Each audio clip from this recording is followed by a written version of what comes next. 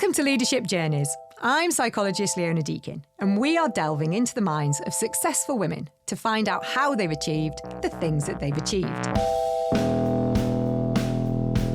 In our last episode, we had a real giggle with Lauren York, CEO of UK Locations.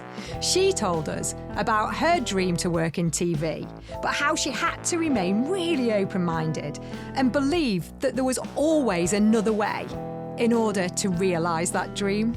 Coming up in this episode, it's really about confidence. I mean, there's a huge sort of notion of manifestation and how you manifest your dreams, and that kind of supports the idea that confidence and belief in yourself will see you through to where you want to go. Because if you give up, you're not going to take those steps that you would have taken if you believed in yourself. Might there be a real advantage to entering traditionally male-dominated environments as a female?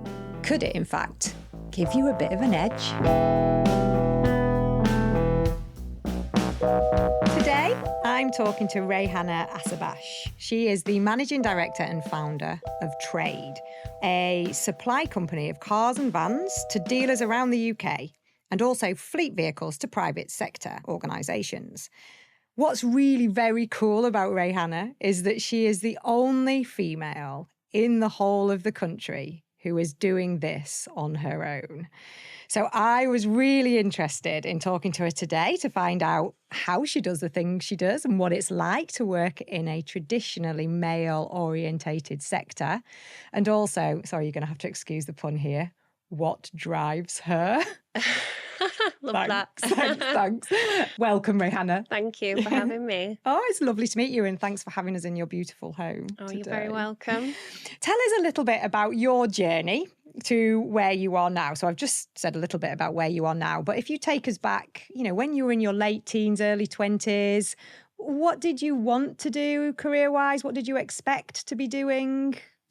So it was a little bit unclear, actually, when I just got into university. I wasn't sure what I wanted to do. I had a huge passion and enthusiasm for business, selling. I was involved with lots of entrepreneurial projects and competitions at university. And even before that, I was always interested in finding ways to make money. Really? Whatever that may be. I really enjoyed pressure, excitement, something fast-paced. That was always something that I craved. However, it wasn't specifically the motor trade. So I kind of followed my sort of like of sales, and I was quite good at it. It was my forte, was selling, and I kind of understood human behaviour and how to pitch something, and that kind of led me into the motor trade by accident, actually. Ooh, fascinating. I mean, before we get into that, going into the motor trade by accident, just tell us a little bit more about the enjoyment of selling. So can you remember at what point you noticed that? Was it at university or was it earlier in your life that you noticed, actually, this is something I like or I'm good at? There's a little bit of humbleness, isn't it? You don't necessarily think you're fantastic at something. However, there's certain experiences that maybe you think, oh, actually, I'm better. I seem to be better than other people. Or I'm making money out of doing this. When was the first time, though, I suppose, that you thought, oh, I really like this? Were you one of those children that was out selling sweets to the other kids in the playground? Were you doing that kind of thing? Or was it something that came later when you were at university and you thought, oh, I like business and I like the kind of sales side of it? So as a child, I'll give you a few examples. My sister hated spiders, so I would charge her to come into the room and get rid of the spider.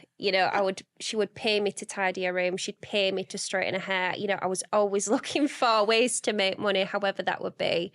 Then when I left university, I ended up working in Debenhams, and they had the store credit card, and you were incentivized to sign people up to the credit card.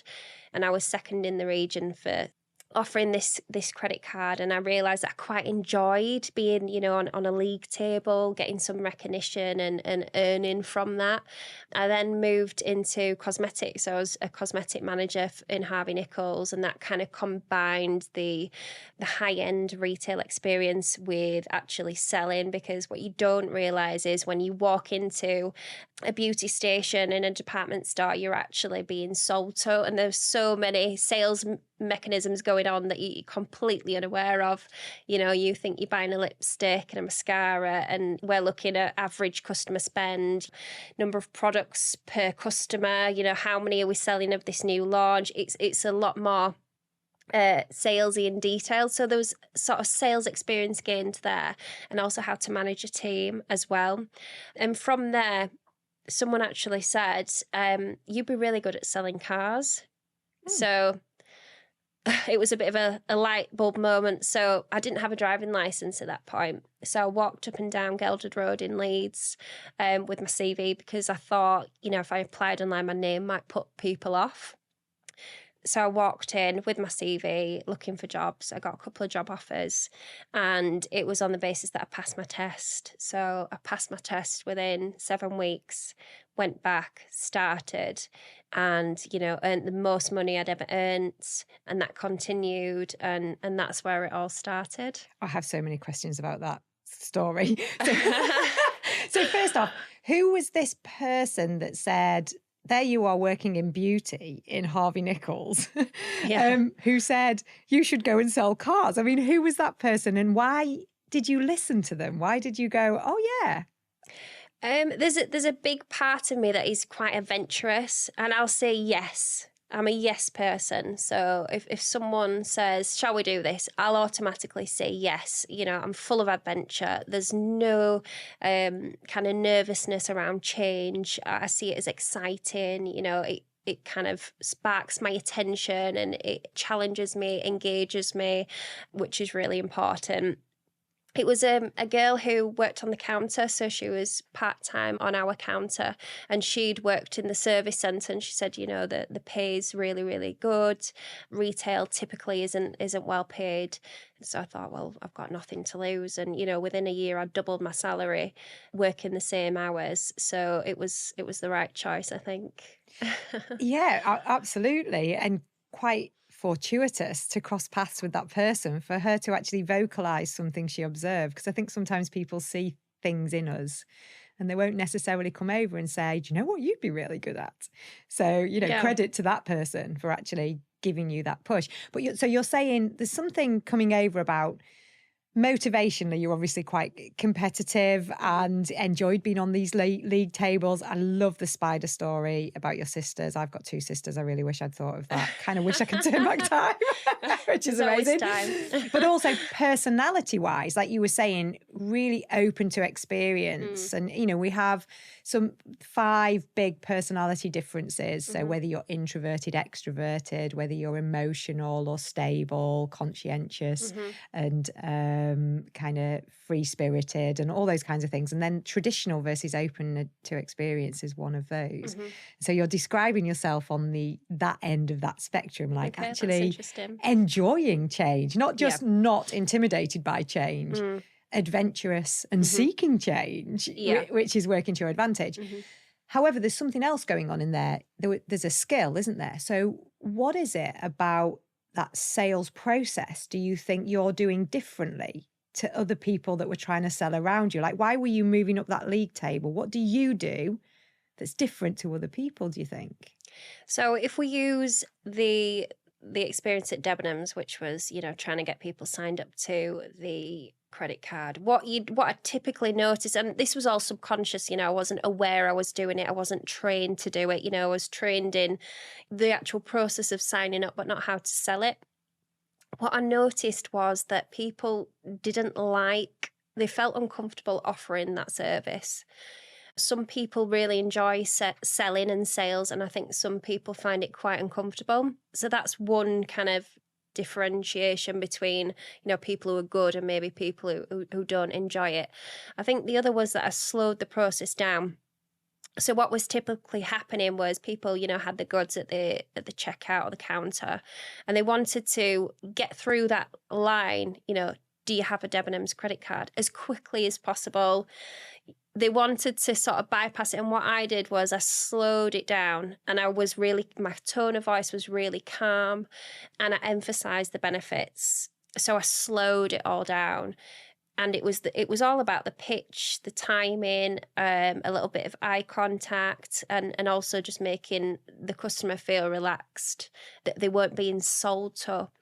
I think if you if the delivery of that question is quite, uncomfortable, you will immediately get an uncomfortable response, in my opinion. Oh my goodness, absolutely. So it's that, like, emotions are contagious, aren't they? So if I'm feeling anxious, you're feeling anxious. You don't know why you're feeling anxious, but I'm kind of infecting you with my own nervous energy. Yeah. So that's lovely. And there must also have been, I imagine, a degree of empathy going on there, where it sounds like, and correct me if I'm wrong, like you were making it about the customer, not about you or Debenhams. So instead of like, do you want one of our credit cards? Please have it, because, this is great for my commission. It becomes about, hey, did you know this benefit? And presumably those benefits are for them, the recipient. Yeah, absolutely. It was about, this is what I'm going to help you save money. Did you know you can actually get 10% off all of that today? It's just a different delivery. And you're right, it's about communicating what the benefit is to the customer and getting them to buy into that,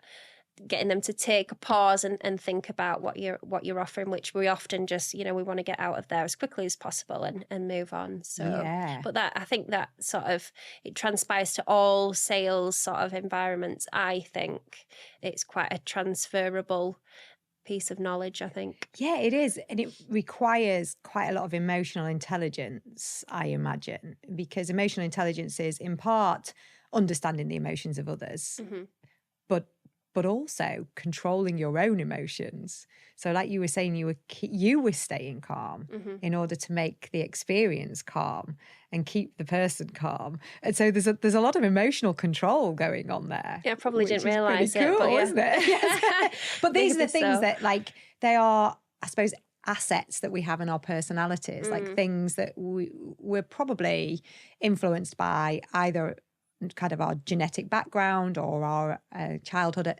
experience and environments, and it gives us these little assets that we have, like these little techniques that we can lean into, like being open to experience and being emotionally intelligent, and things that you've picked up, and then, like you say, without realizing it, you're applying them to your experience and going, oh my gosh, actually this is really working. Yeah, I didn't realize at the time, but yeah. Yeah, that's great, isn't it? And I think what's also really interesting about that anecdote you said, so you've got this lady and she says, oh, you should go and sell cars, and so you're like, I can't drive, which would probably put some people off. Yeah. But you get your CV and you go and march up Gelderd Road, which I'm presuming is where all of the car dealerships must have been. That's is that right, correct? In the Leeds area, yes. Yeah. And so you're just kind of walking into that environment and saying what? I think I would have probably highlighted the fact that I had, previous selling experience. I think it's just showing a willingness and an enthusiasm. Typically, actually, in the sales industry, you don't have to have experience in cars to be a successful salesperson. You just have to have a willing attitude, an aptitude to learn. And you've got to have that enthusiasm and want people to warm to you. You don't necessarily need to, know the mechanics of a car, because I still don't know anything about the mechanics of a car. But you were selling yourself by just walking in there then, by walking in and being personable and friendly and interested and enthusiastic. And so that was the thing that you were doing. Yeah. I think most people are kind of willing to take on somebody who shows enthusiasm. I think, by speaking to people who do a lot of employing, they will typically look for, skills and behaviours as opposed to experience. So people in hospitality or other sale environments will do exceptionally well in the motor trade. Right, yes. Yeah. And so did it take many visits before somebody gave you a chance? You know, how far up Gelderd Road did you have to walk before somebody said, okay? It was pretty quick, actually. It was, you sort of walked in and it was like, okay, you need to learn how to drive first, but then come back in for a second interview. And then it was quite straightforward. The truth be known, there's a lot of, you know, job opportunities in the motor trade. They are actively seeking more women. Women are fantastic in sales roles. You know, I'm a huge advocate of bringing women into the motor trade because there are endless, you know, options, opportunities. You know, it's got great earning potential. Yeah. And that can be life-changing. You know, for me at that age, you know, I doubled my income within a year, which, how many industries would you get that opportunity, you know, with no extra qualification or experience? So yeah, it wasn't difficult to get a job, and I would definitely advocate more people, especially women, into the industry. There's a huge array of roles for everybody. And you said women will do well. So what is it about women that gives them a little bit of an edge, maybe? What have you observed has helped you being a woman in that environment? Is it just the fact that you're different to the majority of salespeople? I think they're special. I think women are very special. I think they've got attributes and skills that men don't necessarily have. You know, they have skills and attributes in other areas. I think women are much better communicators. I think they understand communication a lot better, and they're more effective with it. I think they're more personable with customers. I think they can anticipate their needs more easily. And that just adds to the whole, you know, experience of buying a vehicle. I think they're special beings. Like I say, I'm a huge advocate for more women coming into the trade. So do you think that they are listening more? Yeah, I don't know whether it's a difference in the emotional intelligence. I don't know whether they pick up on cues a little bit differently, or they recognise different body language. I don't know whether it appeals to the sort of nurturing and caring side of women that we naturally possess. But I think all of that, if you add that into a sales process in a typically male-dominated industry, I think you're going to be hugely successful, and customers really respond well to that kind of service. Yeah, so it's just so cool, isn't it? Because it isn't an environment that you would stereotypically expect to find lots of women, and yet your experience is, oh, women can do really well here. Like you can really, well, not only earn yourself a great living, but really compete well against the male counterparts in that environment. Absolutely, yeah. And so what was your experience then of working in the motor trade versus working in kind of beauty retail? So how was that similar or different? So I won't sugarcoat it. No, please don't. The motor trade is in some ways is a very dated industry. There's no easier way to put it. It's a tough industry. It's competitive. It's harsh. I think at my first week in car sales, I thought, I'm not tough enough to work in here. You know, I've never been shouted at by a male before. You know, I've never felt intimidated or like kind of in a way threatened or, you know, by a male in a work environment before. And I thought, I'm not tough enough to withstand this. You know, again, it depends on the culture of the dealership. Things are changing massively, you know, from where I started to how dealerships are now. You know, the culture's so much better. But back when I got into the trade, it was a very harsh environment. It's very competitive. You know, typically the kind of salespersons that are in the motor trade tend to be, and again, this is a little bit stereotypical, but middle-aged, you know, men who've done the job for years. You know, they know the job in and out. And when you get a young female come sort of bouncing through the door with this enthusiasm, you know, you are going to upset people, and you do clash heads, and you've got to be sort of more comfortable with conflict. When I started, my basic salary was 16,000, you know.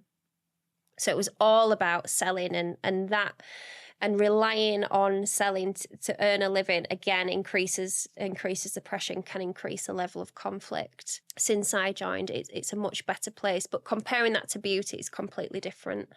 And it's a lot softer. Yes. And so that first week, there you are thinking, I've never been shouted at. I've never been treated like this. I'm quite upset. I'm a bit intimidated by it. Why did you carry on and how did you carry on? I think I have a great belief that I will never leave something until I've made a success of it. And that appeals to kind of something inside that says I don't want to be a failure, or I don't want to leave something before I've given it an opportunity. Otherwise, I'll be letting myself down. So I like to prove to myself that I can do something. And in a sense, maybe that comes back to how you value yourself, or if you think you're worthy, maybe that's where it stems from a little bit. But I wasn't going to leave that job until I'd had some success, or I'd given it a good go. There'd be no way. I'm just imagining that whole kind of a showroom environment where customers are coming through the door. There's a bit of a dash for getting to them. How did that work with the gentleman that you were working with? Was it a bit argy-bargy there? Did you get any negative reactions when you got to the customer first? Yeah, I mean, there's always conflict around customers whenever, you're commission based. Everyone wants the seat closest to the door. Yes. So yeah, there is conflict. You have to be comfortable with conflict, and you have to be able to stand your ground. What do you mean by that? How do you stand your ground? Because a lot of people would just retreat from conflict. Yeah, I think standing your ground means being able to justify to yourself why you are working in that building and why that seat belongs to you and why that's your desk. So you have to believe that you have a right as much as anyone else to work there. I guess that comes back to kind of feeling worthy within yourself. Yeah. And also the belief that, you should be able to do that job and you're competent. And being comfortable around disagreement. One thing I've noticed, working in different environments is that most people are uncomfortable with conflict or difference of opinion. And my mindset has shifted into it should be quite comfortable, and it should be almost expected that two people from completely different worlds, two completely different home environments, experiences, backgrounds should really probably disagree on most things, but it should be able to be done in a way that you can move forward without resulting in fallouts or not speaking. It can be done in an adult way, and that's something you should kind of embrace rather than say, "Oh, I don't want to get involved." Yeah, and that's so powerful, isn't it, in relation to the whole diversity and inclusion agenda? Because I think, like you say, that, well, what I observe is that a lot of people have this normality assumption, which is essentially like, oh, hi, I'm Leona, I'm normal. And so I expect all the other normal people to think like me and believe the same things as me and react like me and act like. And of course, like you say, everyone's had a different journey to wherever they are today, and a different set of beliefs and family values and experiences, and the different personalities. And so the expectation of conflict is more legitimate. And I think then, so long as the conflict is about the work and not the person. Yeah. So long as it's about how we tackle this problem or how we make this decision, and to have a bit of argy-bargy in that's really healthy, isn't it? And for you and I to debate what the best tactic is. But as soon as we get into, well, you're just being really impatient, or, well, you're just being really as soon as the you word comes in, then it's like, right, time out, everybody have a cup of tea. But like you say, why don't we just expect that? And maybe as the working environment becomes more diverse, that will become a bit more normal. Yeah, definitely. It's becoming comfortable with the uncomfortable, I think. And it's changing the sort of expectation that, you're not always going to get on with everybody you work with, but that's okay. And you could have a disagreement and you can, be fine the next minute. That's absolutely fine. I think that might be a sort of cultural influence as well, that we kind of like to keep the peace. The British culture kind of, I think, is sort of supports that notion. I'm obviously half Iranian, and, in that culture, conflict and debate is kind of, part and parcel of the culture. Okay. So, you're able to sort of debate, debate in the house, debate at work, debate with friends over politics, whatever it is, it's part of the culture. It's really embedded. And I think that can be brought into the workplace, and it can lead to healthier relationships because people respect boundaries. And it means everyone's got a space to work and excel, within a team. So you had some real family values and sounds like some role modeling of how you handle disagreements and conflict right from childhood, that was encouraged because it's part, as you say, of your dad's culture because your dad's Iranian, isn't he? And so that was kind of expected, presumably, of you kids that you would, Lots of debate and discuss and prove your point. Yeah. Has it surprised people that you have stood your ground? Do you notice people respecting you more as a result of you standing your ground or being a bit taken aback? Yeah, I think as somebody who's self-employed or, being employed in the motor trade, everyone tests everyone's boundaries. From my experience, everyone's tested and generally people try to get away with as much as they can. That's a natural behaviour.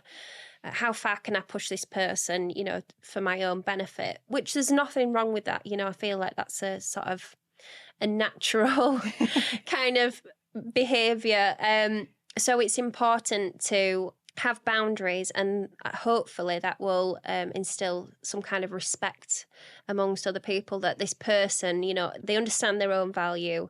They understand how they should be treated. And if I want to engage with this person, this is how I should engage with them. Yeah. And that should cultivate some kind of respect. And like you say, that's all coming from this inner belief, this self-respect and this self-esteem that you keep falling back on. It's like the foundation to, being treated differently or being treated badly or facing conflict is that, wait a minute, I'm worth this. I'm as good as you. I could be as good as you. Why can't I be here? Why can't I? Yeah. And that's coming from that inner confidence, isn't it? Was that something that was built by your family background, do you think? Did they instill that in you, your family? I think that's a tricky one. I've always been a confident child. And it wasn't necessarily that I thought I looked the best, or I had the best things, because I wasn't the child that had, the latest fashionable items. I wasn't, in the it crowd or anything like that. But I was always quite confident in myself. I don't know whether that came from having a kind of stable family background. My parents had a long-term stable marriage, quite defined roles. I always knew that I was going to be fed. I don't know if that kind of confidence comes from that. But I feel like I've always had it. I would probably attribute it to the home environment being quite stable. Yeah, I think there's something about security, isn't there? There has been research that's shown that children who feel loved and secure are braver. That makes sense. And so it kind of gives us that courage to go out because we know we've got that support behind us. Yeah, and makes so sense. we go out into the world. And so, So you said something when you were talking about that initial anecdote of going down Geldode Road about you didn't want to just tell them your name because you thought that might get the wrong reaction. So what was it about your name? Was that because of your background and Iranian heritage, or is that because you were a woman and you didn't want them to see it was a girl's name? What was going on there, or a bit of both? Yeah, I probably thought that my name being Asian would somehow maybe stop me being offered the opportunity. Okay. I'm quite realistic. Racism exists in all cultures, in all countries, amongst all different groups. We all have preconceived ideas about everybody. It's just something that exists. That normality thing again, isn't it? It exists. And, unfortunately, that is the way it is, whether it's fair or unfair. Now, I thought I would be able to put my best foot forward in front of someone, and I could convey to them who I was and how enthusiastic I was, and that I could potentially be good at selling cars. And I thought I couldn't do that on a CV that showed my long name. I was a little bit sensitive to that. I'd grown up in a white school. I was the only Asian child, although I'm not fully Asian. I was the only Asian child there. We had slightly different cultural beliefs and attitudes to my peers. So I was always an odd one out. Maybe I thought that I would be treated differently. I wasn't. That's good. I got the job offer, so yeah, that's all that and matters. then clearly you made a success of that and you enjoyed that. You can see, you can hear that in terms of. So how did you then get from there to here? Because now you're running your own business. Now you're the entrepreneur in this world. So how did that happen? It happened by accident. It wasn't completely planned. I knew I always wanted to work for myself. I didn't know what that would look like or what I would be doing. What I found is typically once I've kind of had a go with a job, got the experience, become good at it, I need some kind of progression. It needs to evolve. I need to move on. And if it doesn't happen quickly enough, that's when I've changed jobs or gone to work for somebody else, because I think anyone who's got any ambition needs to be fed, developed. Otherwise, they sort of disengage from my own experience. So I was working for Volvo at the time, and I felt like that environment wasn't going to allow me to reach my potential. It wasn't going to fulfill me. I kind of fell into working for myself. So I began work at a rental company who were arranging rentals for people with poor credit. It wasn't what I was sold. I wasn't paid for 8 weeks. However, if I hadn't have experienced that period, I would never have maybe launched into what I'm doing now. So, there was nothing there in that business, absolutely nothing. I've been sold this dream. So I was thinking, well, I'm going to have to make some money. Like, I'm going to have to generate some business. So I started going through Google construction companies. So I was ringing, you're looking for a new van, etc. And from there, I'd identified people who were looking for new fleet vehicles. And then I kind of took the call, right, they want a van, right, where am I going to source this from? How am I going to procure this? Wrong Citroen, wrong Ford. And that's how it started. It was just a completely, it was completely unplanned. But then I realised, okay, so I can do this and I've just made money from a few phone calls. Why am I working for somebody else? I need to be doing this myself. And that's where Trade was born. Yeah, brilliant. And just that kind of initiative taken of just like, right, what am I going to do? How am I going to find something? And I love that whole thing about, do you need a van? Yeah, brilliant.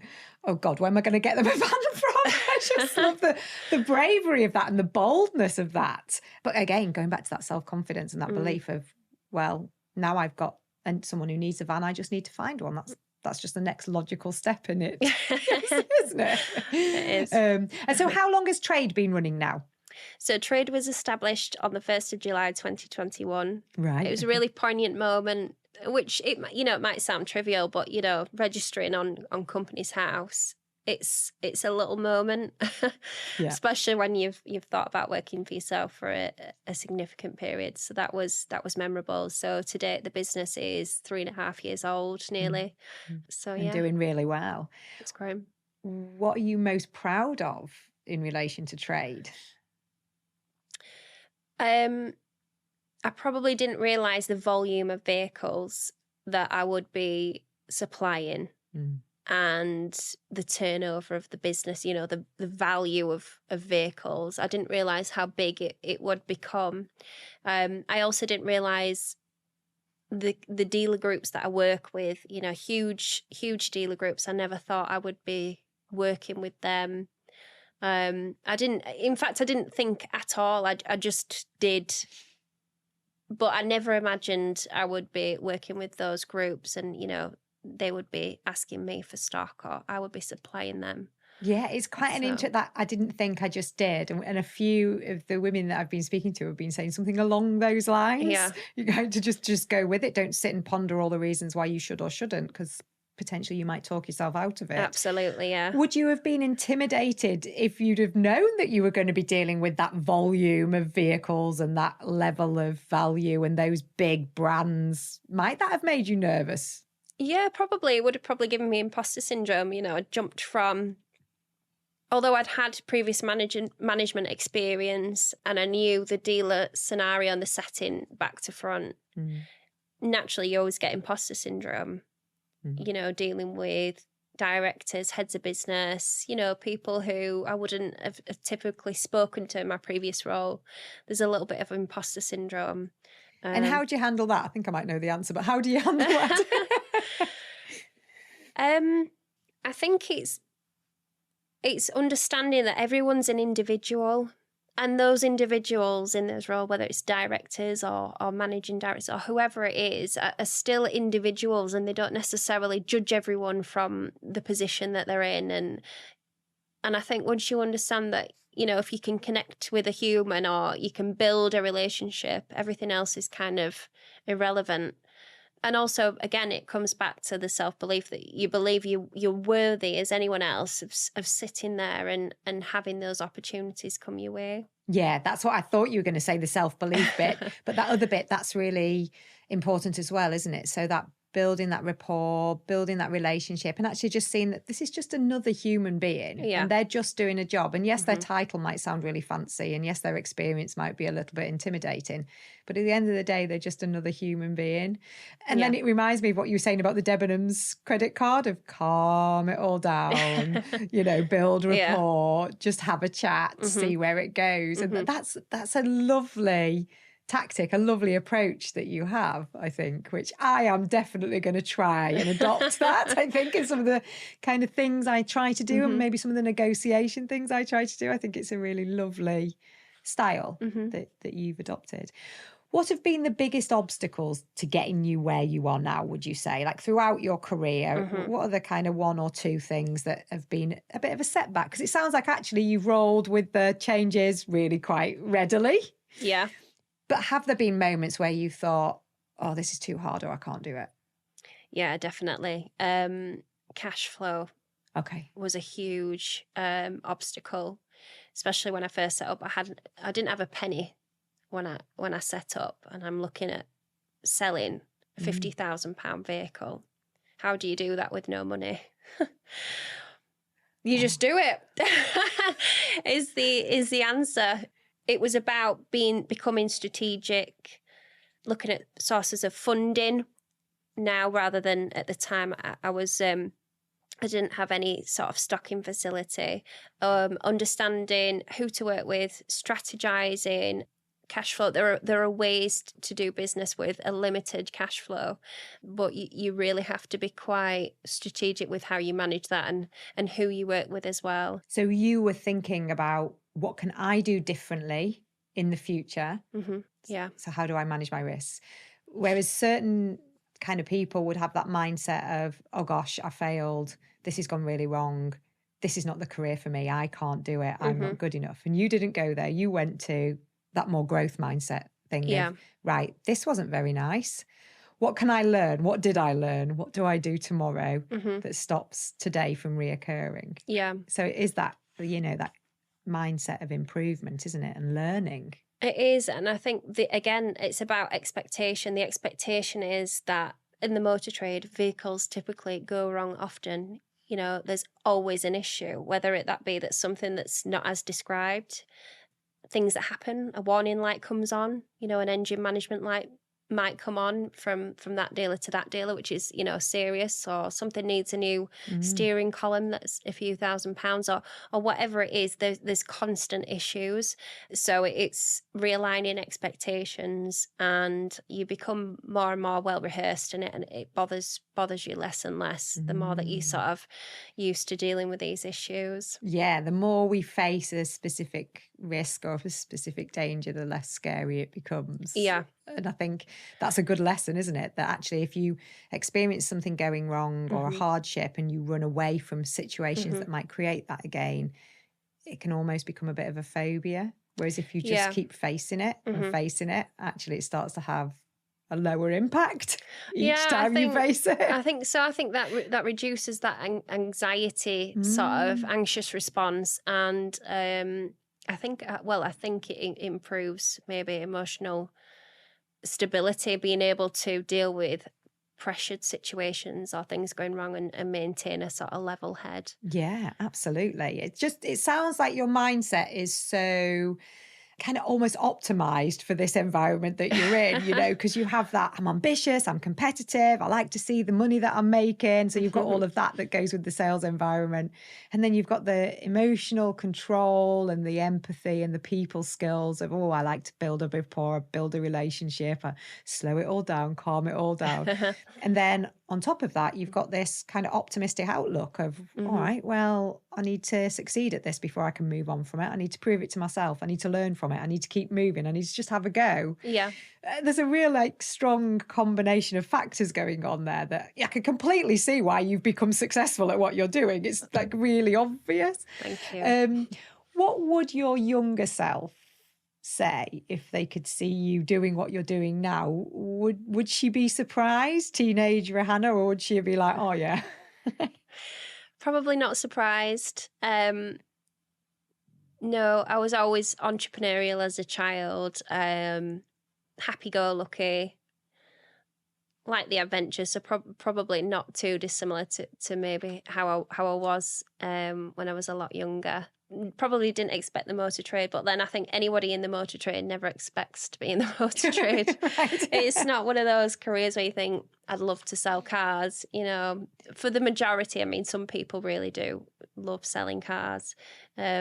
But yeah, I don't think she'd be too surprised that you just ended up somewhere adventurous and random. Like, I couldn't have predicted that, but that makes sense. Yeah, Yes. I don't think so. Yeah. And what advice would you give her if you could go back and just whisper in her ear? What would you tell her that might make her journey maybe a little bit easier? It'd probably be around the notion of the belief and the confidence, and it's really about confidence. There's a huge sort of notion of manifestation and how you manifest your dreams, and that kind of supports the idea that confidence and belief in yourself will see you through to where you want to go. Because if you give up, you're not going to take those steps that you would have taken if you believed in yourself.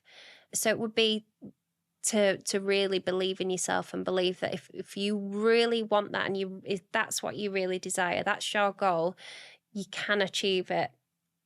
Absolutely. And because you can see that has fueled you along the way, that you've relied on that self-belief and bolstering that self-belief. So if you could have just turned the volume up on it in the early days, that would have been nice in the journey. And it sounds like so much of what you've achieved is down to you. Absolutely. I'm interested to know, are there a couple of people along the way that have had quite a critical role, would you say, in helping you get to where you've got to? Are there people that you think, actually, I probably wouldn't be here without that person or that person? Yeah, definitely. Possibly not people I've worked with directly, but definitely my family environment. My dad has been, hugely influential over everything I've done without actually realising it. And there's some really fantastic operators in the industry, in independent setups and in the PLC world, some really impressive individuals who... And one of the reasons they inspire me is because they do business in the right way and they're really good at it. I think that's quite powerful. If you can achieve something in the right way, maintain your integrity, inspire people along the way, and have the right core values, want the best for other people, I think you can have a really positive impact. But being around people like that really helps, because obviously everybody has days where you doubt yourself, you doubt your ability, thinking, why am I doing this? Yeah, so to have those people to look to or to lean on is really helpful, isn't it? And we were talking before we started, weren't we, about actually good leaders or good role models tend to be the people that care about other people and actually do things right. And so we can take some life lessons from them, because we watch them and think, oh, that's how you should treat people. That's how you should do business. That's how you build a relationship. That's how you handle a difficult situation. Yeah. Those things are really impressive. Mm-hmm. But what about Dad? You said kind of unconsciously he'd influenced you, but when you really think about it, what was it about Dad, do you think, that's helped you along the way? Is that about your values or? Yeah, he's just a really impressive individual. Instilled in me a very strong work ethic, instilled in me a confidence, why should you not be entitled to anything that anyone else isn't entitled to, that sense of worthiness, that relentless support. Not necessarily that you speak every day, or you unload all of the day-to-day kind of issues. It can just be that they're there, and if anything did go wrong, they're there, and that has a kind of a psychological impact, I think, having that pillar of strength behind you, and instilling a lot of moral values around the way you should do business, how money's earned, that money's earned ethically, it's not at the expense of somebody else, building integrity. And that is a huge part of what I do. It's making money, but doing it in an ethical way that maintains integrity. And that's really important. And is that part of what's making you successful, do you think? Do you think the people you deal with see that in you, in terms of that integrity and that ethical approach? Does that matter in those business relationships, do you think? Yeah, I think it gives them a confidence. I'd like to think that everything that I supply, is as described. They know they can have an open conversation if things go wrong, because they do. But there's that trust. And, generally people like to do business with people they trust. You don't want to make someone feel anxious and question what they're purchasing. I like to make things as easy as possible so that people don't have to think. And the easier business is to do, the more business, I think, happens as a result of that. So yeah, giving people less things to worry about is hopefully making it easy to transact and do business. Absolutely. And as someone who has really always shied away from doing any kind of sales and don't really feel that comfortable with conflict, if I'm honest, Reyhannah, I am learning some things today. I feel like I'm going to be listening back to this and taking down some tactics and some notes. It's really powerful stuff, isn't it? But also that, like you say, the power of the parents and the fact that your dad has instilled those values in you, but then clearly that self-worth and that sense of security that you have from dad and mum as well, probably. Yeah. That's the superpower stuff, isn't it? And I think any parent out there listening, if you're wondering how to have the best impact on your kids, make them believe in themselves. I mean, not in a way where they go, you don't want to be one of those kids on the X Factor saying, I want to be famous. I don't have any discernible skills or talents. Yeah. And I don't want to have to work for it, but I just want to be famous. You don't want that. It's not just ego building, isn't it? It's genuine self-belief, worth. Why can't you have the things you want? Why can't you be whatever you're willing to work hard to be? It's that stuff, isn't it? Yeah. And that's kind of magic dust. The magic stuff. It is the magic stuff. Yeah. So as a final thing, I know you'd said earlier about, encouraging women into the motor trade and all those kinds of things. Are there any messages you'd want to give out to women out there who might be interested in this world? What tips would you give them? Tips. I would say, get in touch if you're looking for work within the trade. There's so many roles. The motor trade is diverse. You've got roles in marketing, accounting, management, sales. There's a huge scope there for everybody. Huge earning potential, which is a massive bonus.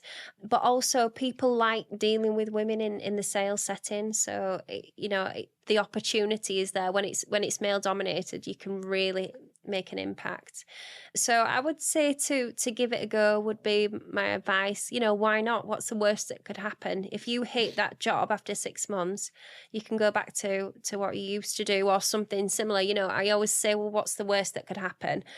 It doesn't work out or you don't like it, that's fine. You can go back and change the role, or change, the site, or it's never, nothing is set in stone. So why not give it a go and embrace that sense of adventure? Absolutely. You need T-shirts printed, don't you, with why not just have a go? What's the worst that can happen? That's it. It's been absolutely fascinating. Fascinating because not just because you're working in a traditionally man's world, which is the kind of, I suppose, the explicit reason I wanted to speak to you. It's like that was the overt reason. But just the way you've approached your career, the way you think about yourself and the world, the way you conduct yourself and build relationships and build trust and all those wonderful things that you do, I think is just quite stunning, really. Oh, And thank you. It's just lovely to hear. And it's lovely to hear a young woman going out in the world and making that world their own and doing it with style. I always say if you believe in yourself, and you know, I remember just before I left to set up my own business, someone said, I wanted to, you know, progress. I was desperate, and they said, you know, we don't think you're ready to be a business manager, which is, you know, in the grand scheme of things, it's kind of low down in the pecking order. I just thought, I can definitely do that and more. So, you know, if you understand yourself and understand what you're capable of, then just go for it. You don't need to listen to anyone else. I've always had my own way of doing things. And, you know, even if I said, well, we do things like this, I'd say, no, I want to do it like that. And just stick to your guns. Stick to your guns. Brilliant. It's great advice. Thank you. Thanks so much for talking to us, Rehennah. It's been an absolute pleasure. Thank you. In the next episode, I had a real identity crisis. I'd lost my identity, and I can remember sitting on this church hall floor, and all of a sudden you are just a mum. The most sought after role I'd ever wanted, and I felt such a failure. We all have these moments. So I trained as a coach and I set up the business.